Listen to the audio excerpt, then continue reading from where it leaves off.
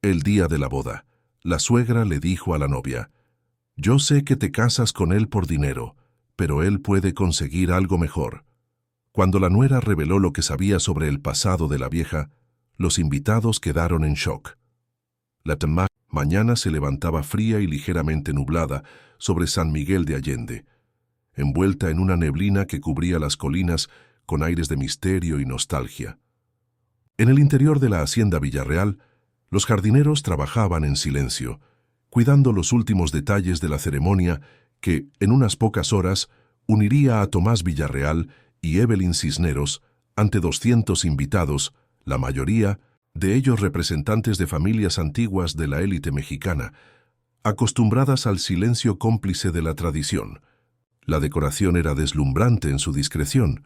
Rosas color durazno y azucenas blancas se entrelazaban en arcos finamente tallados en madera clara, y las bancas, dispuestas con simetría, reflejaban el patrón geométrico obsesivo de doña Margarita Villarreal, la matriarca de la familia.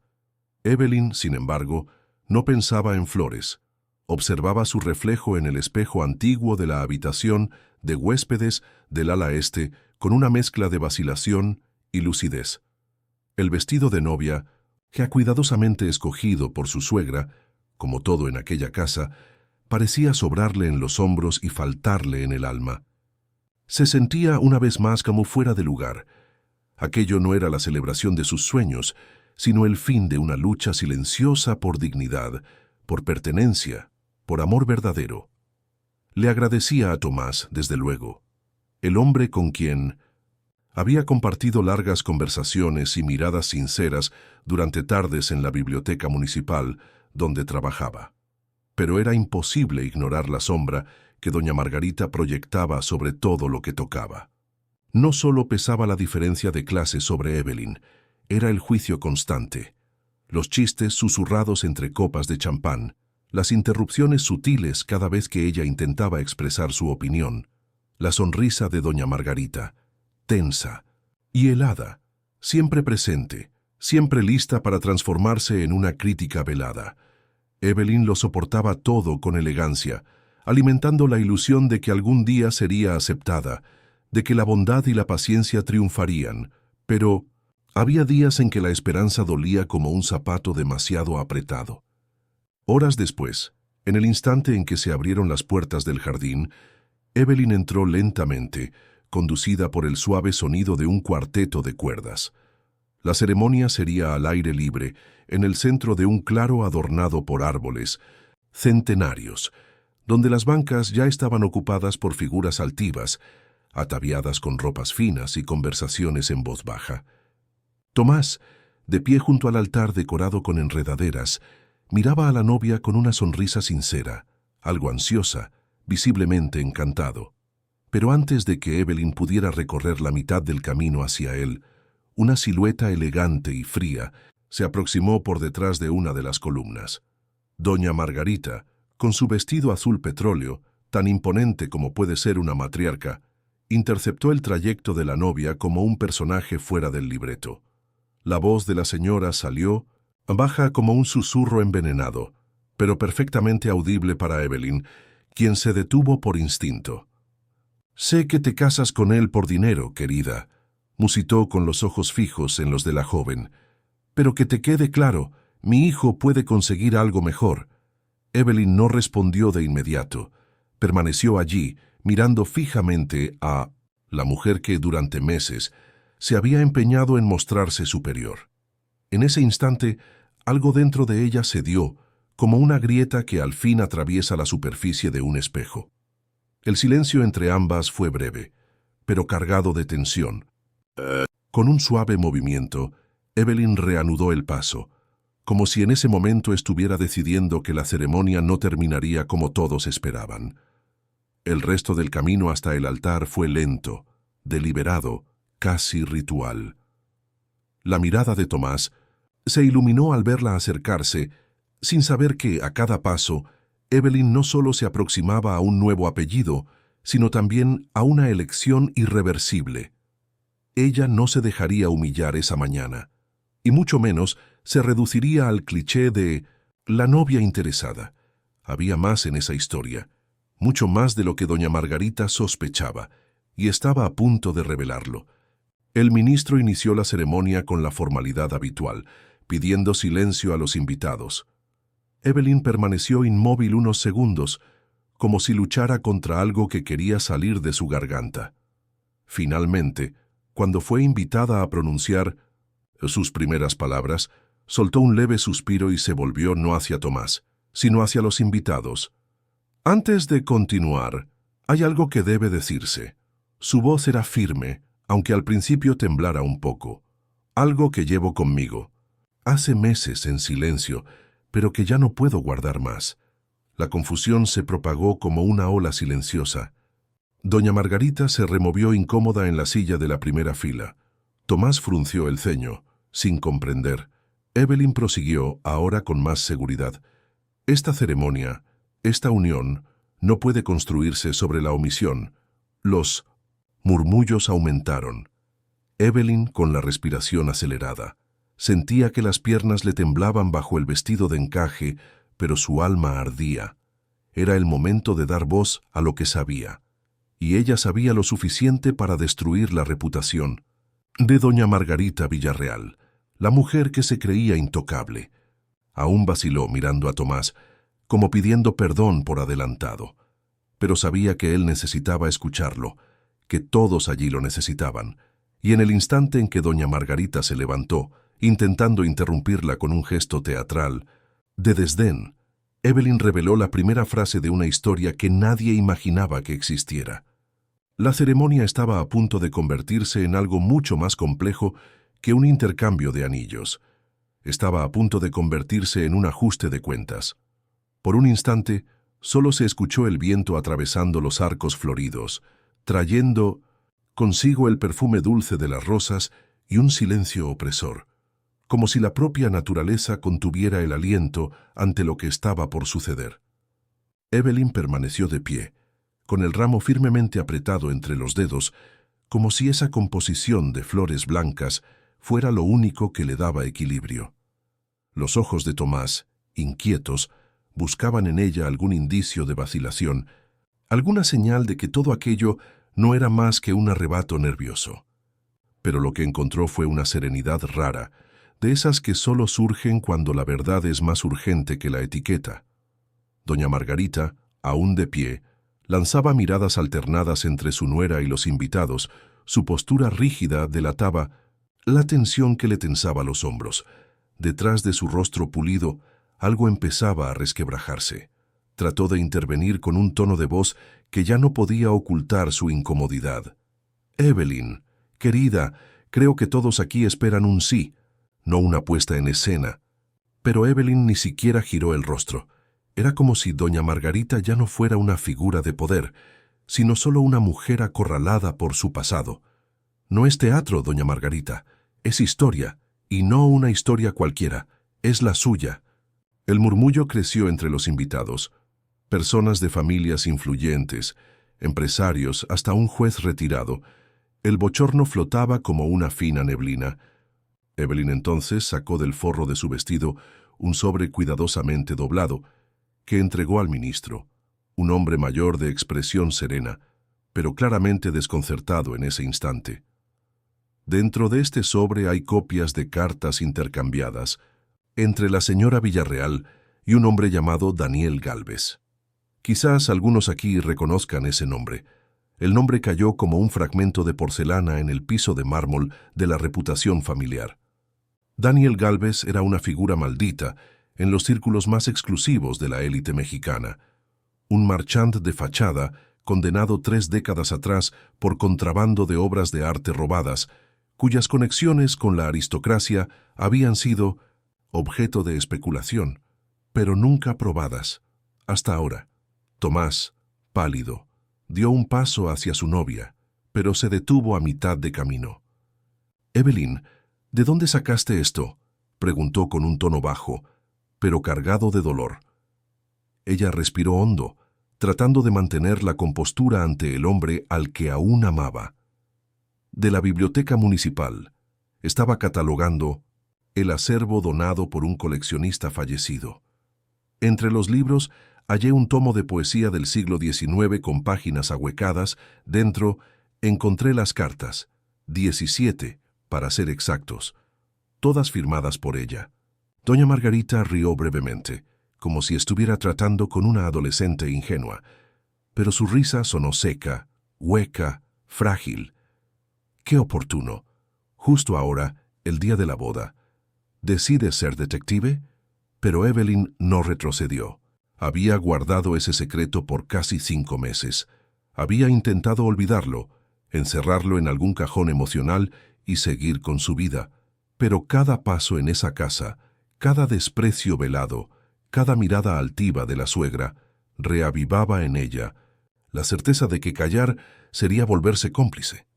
Lo más extraño, doña Margarita, es que entre esas cartas también estaba el diario de su difunto esposo, el señor Arturo Villarreal.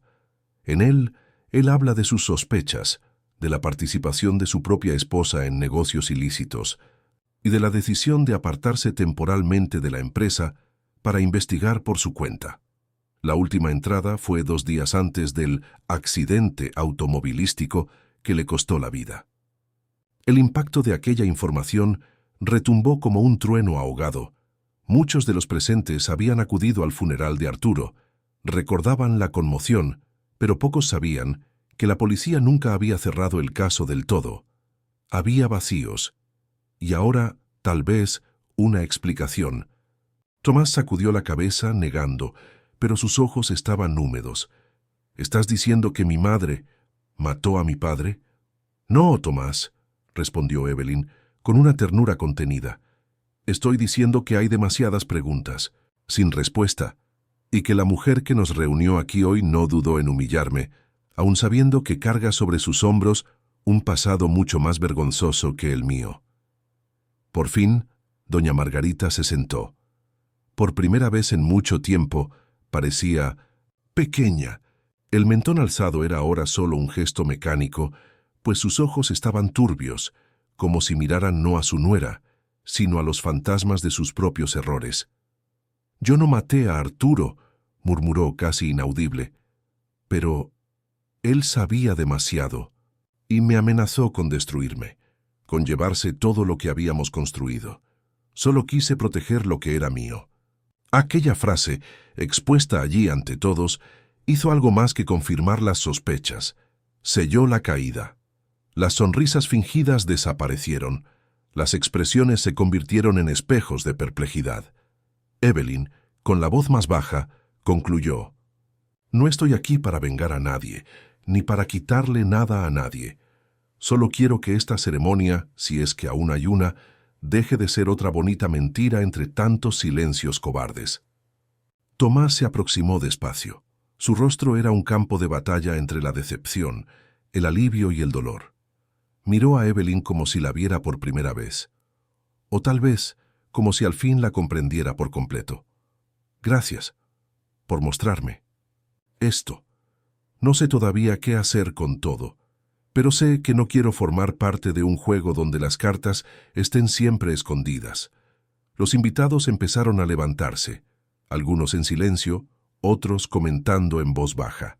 La ceremonia, definitivamente, había sido interrumpida, y lo que quedaba ya no era el sí que no llegó a pronunciarse, sino un conflicto de sangre, de amor y de memoria.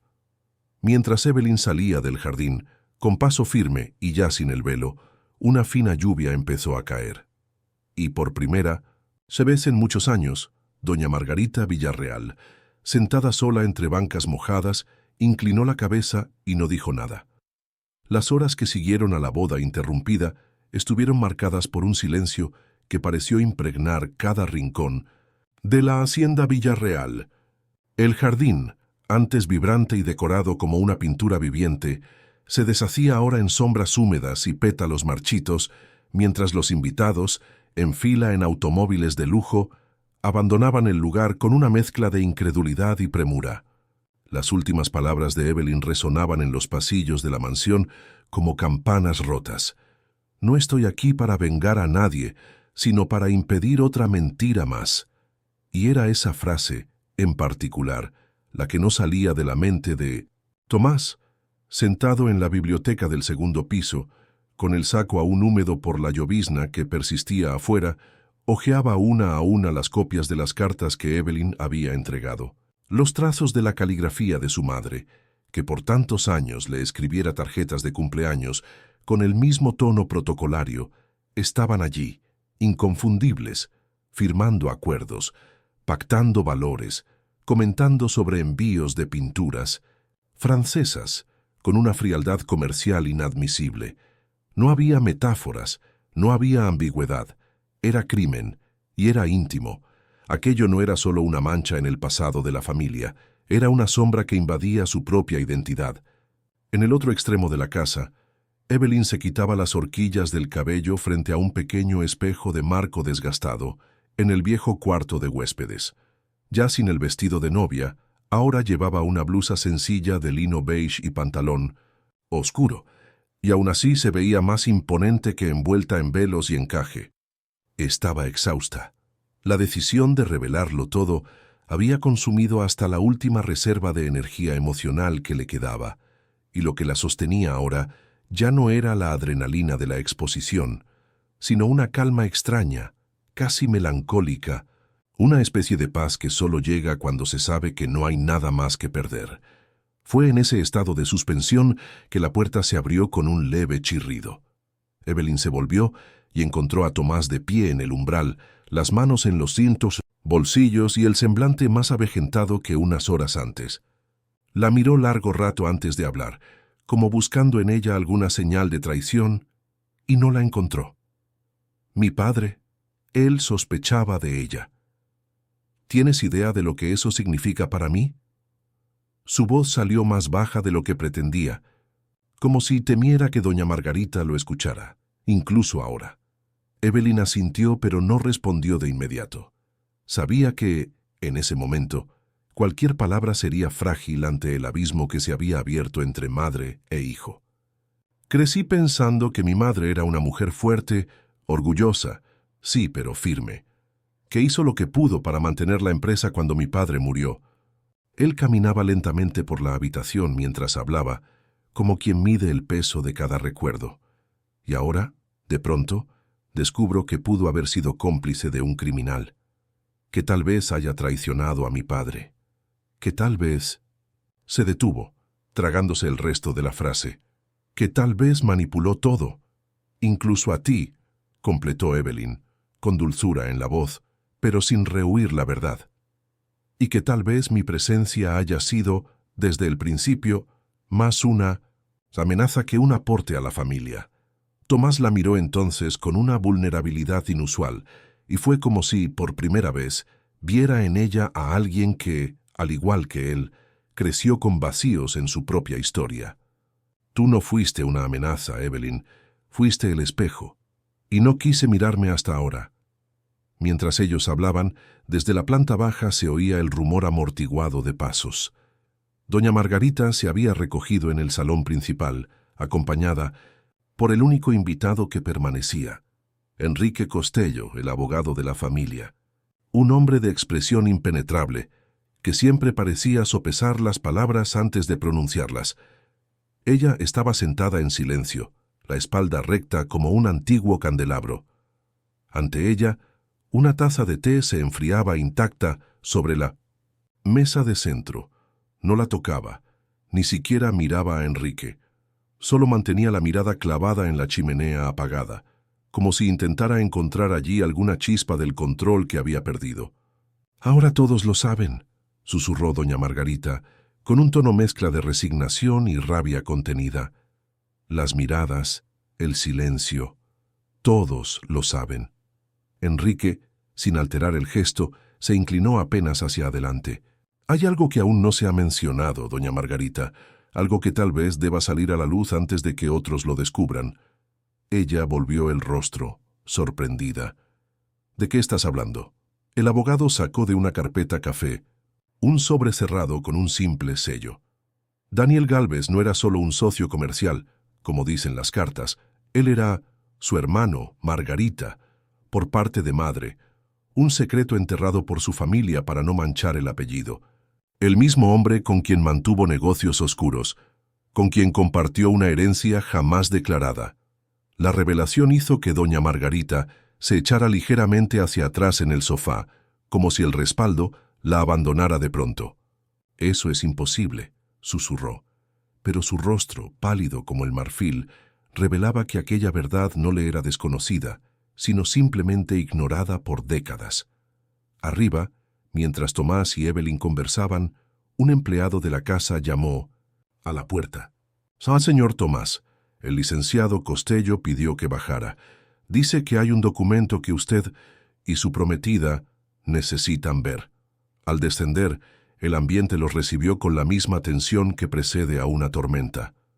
Doña Margarita estaba distinta, más baja, más frágil, casi irreconocible. Al verlos no se levantó, solo alzó el rostro con lo que le quedaba de dignidad. «Hay algo que nunca te conté, Tomás», dijo al fin, «algo que ahora me veo obligada a revelar. Daniel era mi hermano».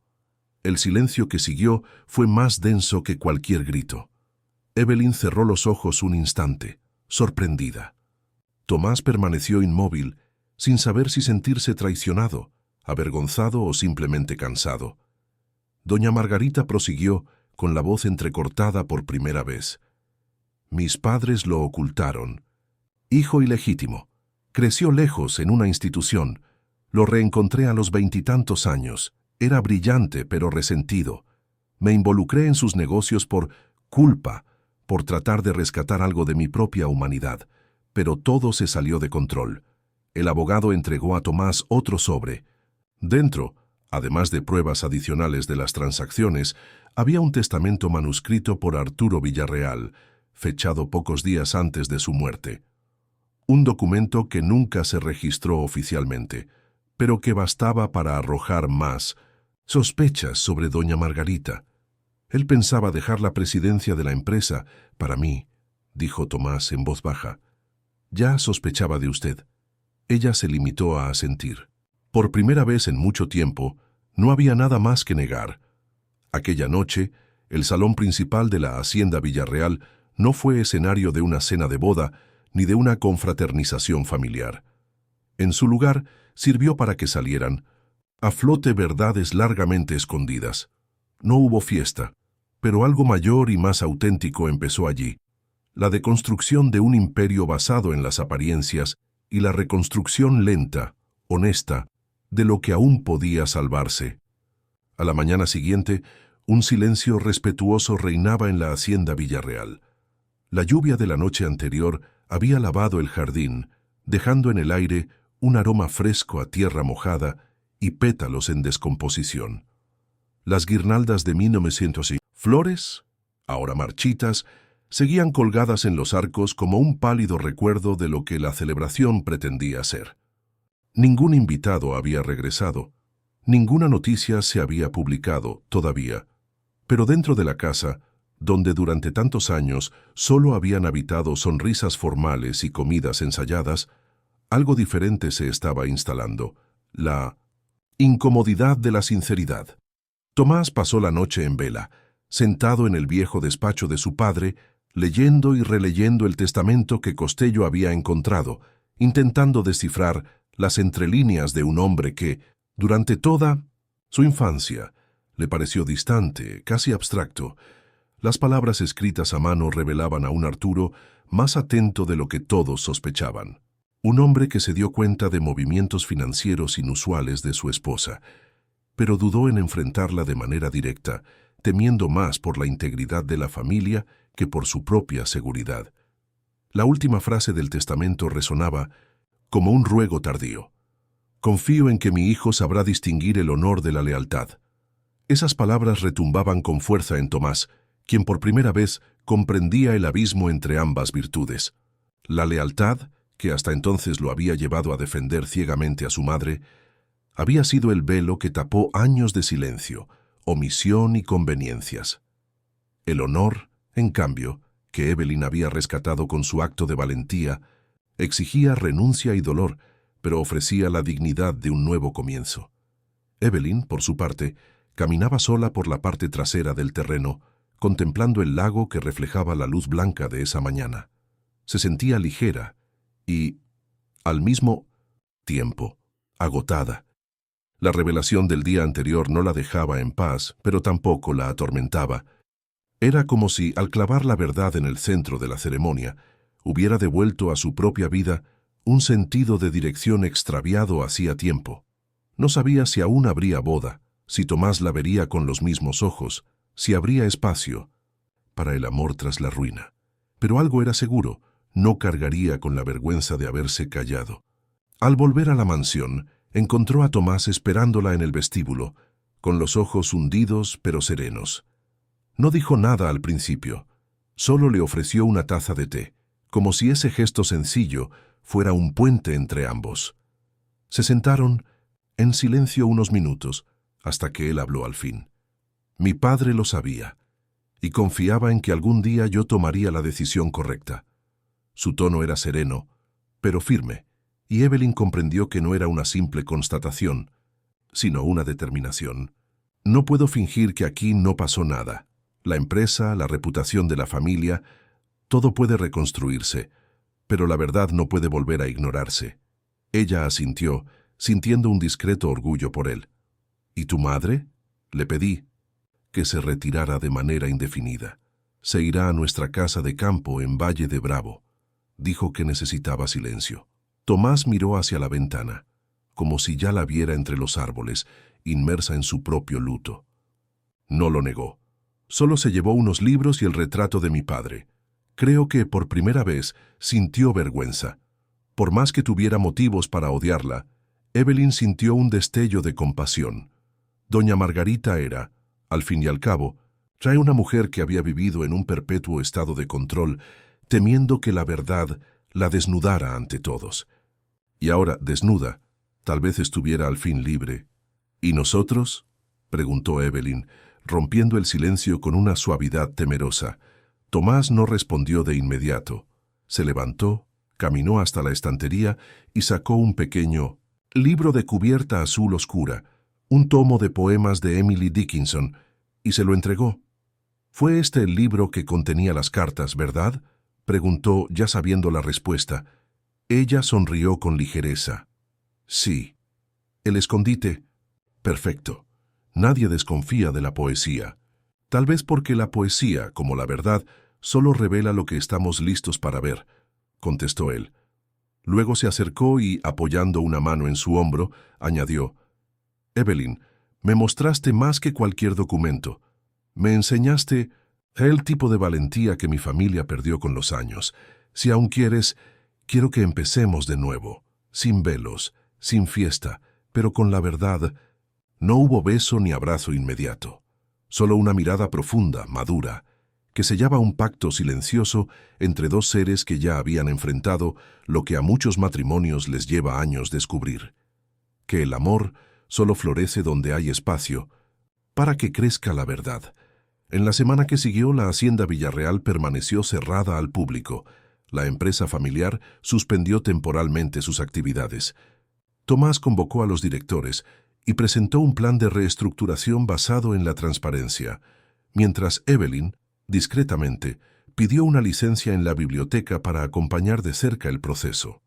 Ningún periodista logró acceder a la casa.